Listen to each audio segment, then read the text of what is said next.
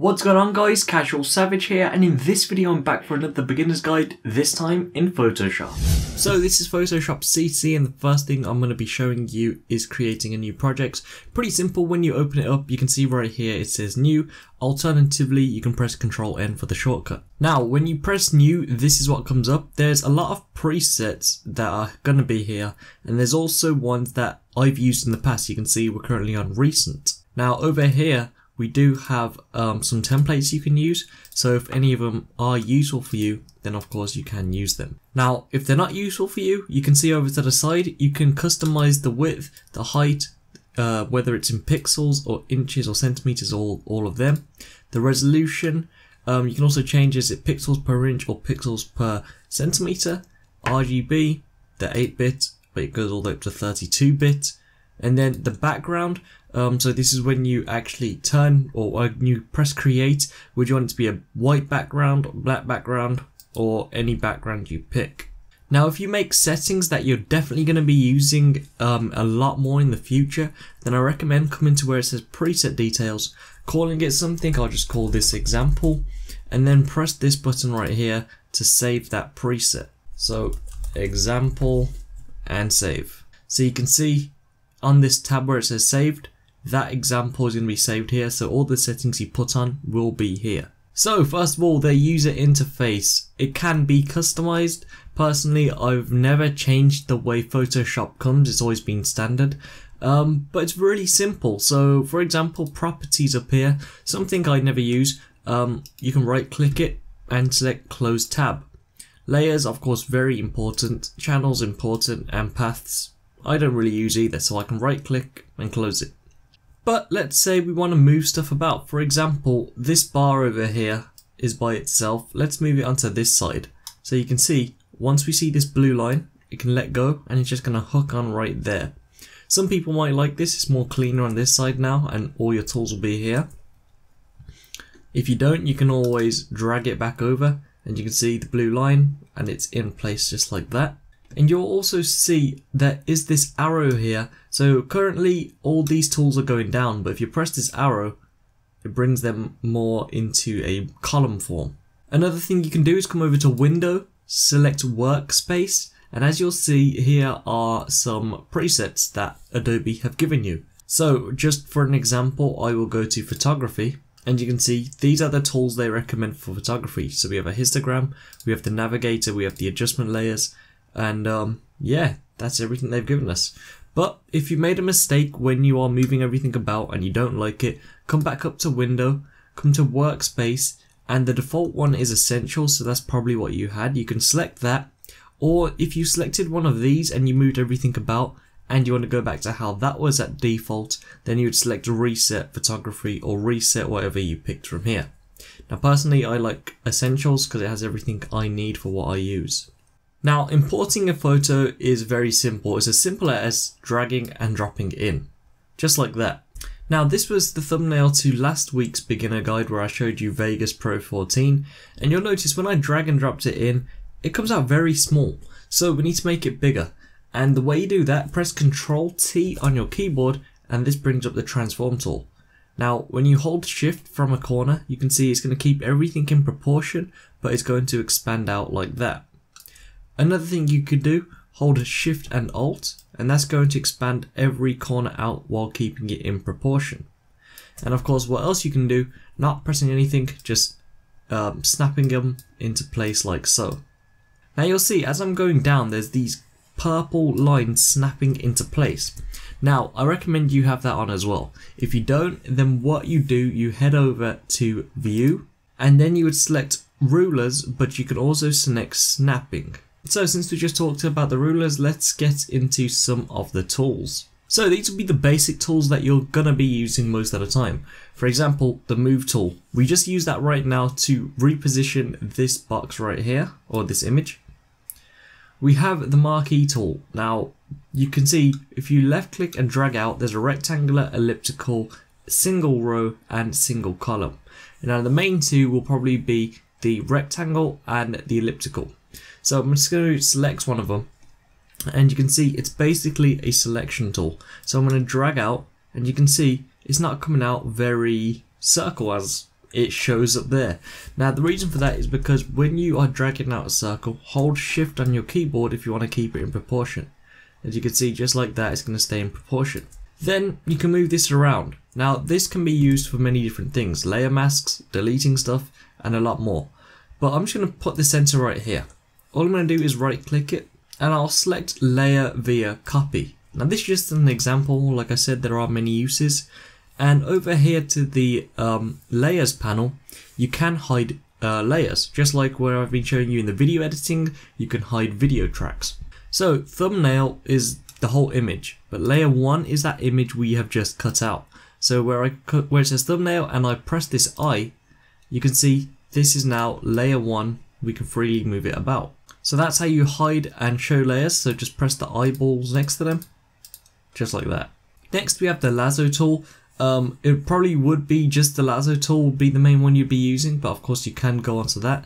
But yeah, so lasso tool can be used for masking. So for example, you can see if you have a pad or something, you can be a lot more accurate, but doing it with a mouse is a bit more harder. But you can see again, it is another selection tool and we can move it about. We can also do the exact same thing we just done, right clicked and layer via copy, and you can see there it is. Next we have the selection tool and a magic wand tool. Very important and will be useful. So the quick selection tool and magic wand tool is mainly used to remove backgrounds. So for example, this white here, I will select it and you can see this is the quick selection tool. It's been selected, I'm going to press delete.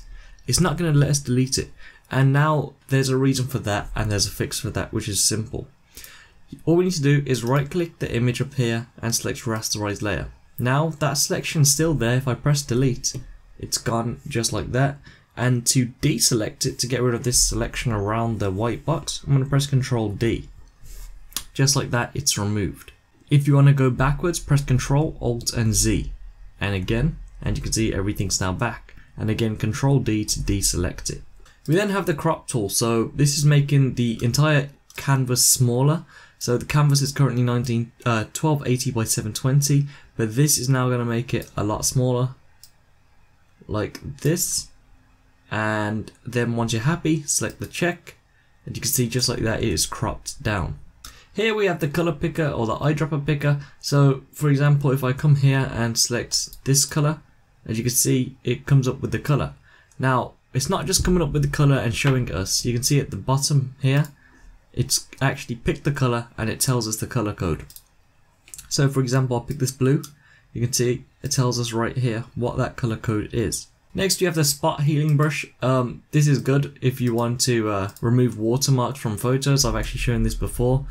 I won't get into too much detail on this now. We have the brush tool, so simply drawing around and do whatever you want to. Something to note about the brush tool, you can see if I just did draw on it now, it's not creating a new layer, so all of this is happening on that image. So what I recommend you do is create a new layer, then just do your graffiti or whatever you want to do, and then if you're not happy with it, you don't have to just Ctrl Z. You can hide the layer to see what it looks like before and after, and of course you can just delete that layer. We have the clone stamp tool and the pattern tool. We have the arts brush tool along with the heart history tool. We have the eraser tool, will be useful for those that do the brush tool. We have the gradient tool along with a paint bucket tool and 3D material drop tool. So the gradient tool is pretty simple. You can see at the top up here, there's gradients, and I'm going to pick this one right here. I'll select OK. Here you can pick the gradient style, so this is left to right, this is a radial, this is angle, this is reflected, and this is diamond. You can have the mode, which are blending modes. I will be getting onto this later on in the video. And you have the opacity of how it looks. So I will turn it down to 50. And we also have reverse. Now what reverse is, you can see how the darker side up here is on the left side. If we select reverse, the darker side would be on the right side. Pretty simple. So I'm going to just drag this across. As you can see, just like that, that's the effect it's done. And you can do it again. And you can do it again. And you can just see and play around with it to what you like. Again, I recommend doing this on a new layer, so then if you don't like it, you can always delete it or see what it's like before and after. We have the blur tool, a sharpen tool, and a smudge tool. Pretty self-explanatory to what they are. We have a dodge tool, burn tool, sponge tool. We have a pen tool. Pen tool is pretty useful. So for example, masking out. This isn't going to be 100% accurate, but you can see all I have to do is lay down these dots by left clicking each time I want to. And then what you want to do is link back up to that first point you created by pressing it, and you can see they're all linked back up into one. Then you would right click it, and you can pick any of these options. So this time I will pick fill path, and I will have a color and select OK. And you can see just like that, it's filled in white. Again, I'd recommend you do that on a new layer, not just on the image. We have the text tool, which we will get into pretty soon. We have the path selection tool, we have a rectangle tool, and a bunch of different shapes. So these are the ones you see here, but if you come over to custom shape tool, then at the top, you can see this is what it shows. But press this settings icon and you can see select all, select OK. And these are all the shapes that are on Photoshop. Now of course they are sectioned out, so it'll be easier for you to find them. Here's the hand tool and rotate view tool. Here's the magnifying tool, something that's not really necessary if you have an Alt on your keyboard and a mouse wheel, much more simpler.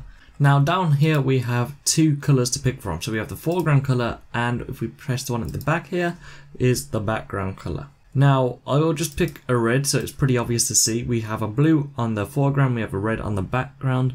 To quickly switch them, just press X on your keyboard and you can see they have now swapped. You can also press this button right here, which will swap them like that. Now down at the bottom here, you can also change the screen mode. So this is standard screen mode. You can have full screen with a menu bar, or you can have complete full screen. And that does also remove the taskbar, so it is literally full screen. So I'm going to delete this thumbnail because now I'm going to be getting onto the text. So I'm going to left click and drag out. You can see there's different types of text you can have. You can have the horizontal or vertical or the masking types. Now personally, you're probably only going to be using the horizontal and vertical, depends what you need it for. So horizontal, which is going to be the main one, all you need to do is left click and drag out. Now you're going to get this box and you just need to type in something, so I'll just put in CasualSavage. Then we can resize it, change the font, and do a lot more things. So I'm going to press Ctrl A to highlight the text, and then I'm going to come here and I'm going to pick a different font. So I've picked Arial for now, and then I'm also going to change it to a bold or a black one, and then I'm going to choose the font size. I'm going to come here and make it a bit bigger, and then you can choose the alignment, so on the left, the center, or the right. And then here is the text color, so anything you want to, pick a different color that you like. Now something to note, you don't have to have the text in one color. So what I mean by this is you can highlight maybe just the certain part, so I'll highlight CA and I'll come to the color picker and I'll select a blue, and you can see just like that, only the CA has changed. We'll keep SU the same, we'll change AL to a green, and that's changed. And you can change the entire one word here to maybe an orange, and you can see you can play around with the colors. Now a vertical type tool, pretty simple. You're just going to drag out a box again, and then this time it's on vertical, of course, just type in what you want to. And then alignment, I'm going to position it in the center again, and then this box right here, we can shorten it down to match the text. Then we come to the move tool and position this to the side like that. And you can see that's now on the side. Pretty good tool if you want to make an outro. So getting onto more of the tools you can be using. So this one will involve the text, and I will be going back to some horizontal text. So first of all, I've made my text pack, and I'm going to right click my layer up here and I'm going to select blending options. Now this is where you're going to be able to find a lot more effects for your text, not just changing the color. So you can see we have bevel emboss, we have a stroke to add on, not too thick though, let's just add that to 1. We can choose an inner shadow, so maybe if it's a black, just to show you how much it works. So I'll bring up the size, you can see just like that. We can have an inner glow, so I will pick a red just because we already have orange, and I'll bring up that size a little bit like that. We can have a satin, it's up to you if you want it or not. It actually looks better, so I'll keep it. Color overlay is just going to be a standard one color, but if you change the blending option maybe to screen, you can see we can come up with some different types of colors, different types of effects. It will be good to experiment. We also have a gradient overlay. Now this is the one most people probably want. So gradient overlay, you can see select your gradient from here, you can select your own colors from here, and it's pretty simple. So for example, this first color, I'll pick a darker shade of a blue close to purple and select OK. I'm then going to come across to about here, and I'm going to go to a lighter blue. I'll come across again and select another lighter blue. I'll come across again one more time and select the lightest blue I can find, which is here. I'm also going to delete this one here. I'm going to bring this to the end, and I'm going to select this location, and you can see location is at 52, but I want it at 75. This location right here, I'm going to select it and select at 25. You notice we can't see the text happening on this side yet. That's because we have this white up here. All we need to do is select delete. You can see everything's now showing. Now it's currently set to linear, so like I mentioned earlier, it's dark to light, and it's on reverse, so usually it's light to dark. But if we change the angle, so -90, you can see you can make the text look a lot better, and also the scale will be useful as well. You can add pattern overlays if you want to. I'm not going to though. You can add an outer glow, any color again that you want to. You can also add a gradient outer glow, and then finally you can add a drop shadow. Again, I'm not going to though. But once you're happy with everything, you can just select OK. And now that's all your text done. You'll see on your layer underneath, you'll see all of the different effects you have used. To minimize all the effects in case you have a lot of layers, just select this arrow and you can see all them layers have been hidden. So I just reset all of my workspace back to essentials because I need the adjustment layers to show you this next part. So adjustment layer is pretty good for thumbnails. I actually used it when I showed you how to make a thumbnail in Photoshop. Links to that will be in the description. You can see we have brightness and contrast. So this is just primarily to the text because that's the only thing on screen. But if I bring that brightness down, bring up that contrast, you can see the difference that is happening. Then we can come back to the adjustments and let's go to, I was going to pick curves, but let's go to exposure. So I'll bring that exposure just like that. I'm not being serious with this one, I'm just messing about with it. So next one is vibrance, probably a good one that you will be using to make the colors pop a lot more. Saturation, so if you go all the way down, that's going to go black and white. If you go all the way up, the colors are going to be very, very bright. So don't go too overboard with vibrance and saturation. And then we have hue and saturation and loads of other things. So I delete the exposure because I want to show you the hue and saturation. Now this is something that in some cases is going to be very random, but it's going to turn out to make your image look a lot better. So you can see if I drag this across, you can see the colors are changing. There's a lot of times I've used this and my thumbnails have looked a lot better than what I originally created. So it's just trial and error. So like that text looks a lot better to me. Now you can see on the side we have hue, saturation, vibrance and brightness and contrast. That's everything we added. Let's say we didn't want it on the text, so we drag the text above all of it and you can see it's back to normal. But everything below these layers will get affected. Now there's some filters you can use to make your text or image look a lot better. So you can see at the top it says filters and there is all of this here. Now for example, I'll just be showing you the blur and Gaussian blur because this is something I use. You can see you will need to convert it to a or rasterize it or convert it to a smart object. This is now blurred the text, so this will be good for blurring backgrounds. Again, you can see the effect has happened here. Press the I to hide it, press the I to show it, so you can see before and after. Then the final thing is saving the image. Now, file, save as. First of all, you want to save it as a Photoshop file in case you want to come back to it. Then you come back to file, save as. Now, save as type, there's a bunch of different things you can use here. I'm going to use JPEG because I want to keep the background. So I'll call it example. I want it the maximum quality, so I'll select OK. What if we want it without the background? So the background here is still showing and we can't do anything with it because it's locked. So press that padlock and press delete on that background. Now you can see we have a checkered background. If we come back to file, save as, and we change the save as type to PNG, save it as an example, save, OK, that is now done. So to prove they worked, you can see right here is example and example. This one is the PNG file, as you can see, and this one right here is the JPEG. So the JPEG is the one with the background, PNG's without the background. So we'll drag on the JPEG first. You can see the background's there. We'll then add on the PNG file, and you can see just like that, there is no background to it, so you can freely edit that how you want to. But that's it for this tutorial. Hopefully this has been useful for you. If you want to request a beginner's guide for next week, let me know in the comments below. Thank you so much for watching. Please subscribe, rate, and peace.